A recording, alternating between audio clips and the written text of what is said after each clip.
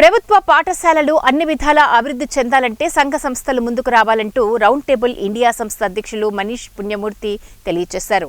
మంగళవారం TB డ్యాంలో PLC ప్రభుత్వ ఉన్నత పాఠశాలలో హోస్పెట్ రౌండ్ టేబుల్ ఇండియా సంస్థ ఆధ్వర్యంలో ఏర్పాటు చేసిన స్మార్ట్ టీవీ ప్రారంభ కార్యక్రమాన్ని ఆయన ప్రారంభించి మాట్లాడారు. తమ సంస్థ తరపున పాఠశాలకు ఉచితంగా స్మార్ట్ టీవీని అందించడంతో విద్యార్థుల చదువులకు ఎంతో అనుకూలమవుతుందని అన్నారు.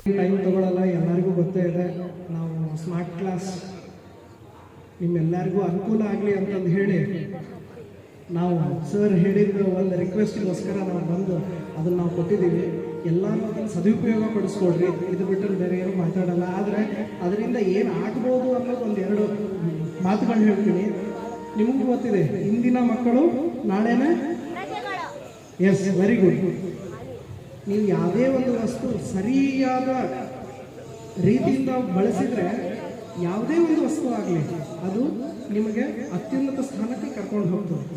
ಅದೇ ರೀತಿ ಸ್ಮಾರ್ಟ್ ಕ್ಲಾಸ್ ಟಿವಿ ನಿಮಗೂ ಗೊತ್ತಿರ್ಬೋದು, ಎಲ್ಲ ದೊಡ್ಡ ದೊಡ್ಡ ಪ್ರೈವೇಟ್ ಸ್ಕೂಲಲ್ಲಿ ಈ ಥರ ಕ್ಲಾಸ್ ರೂಮ್ಸ್ ಅದ. ಬಟ್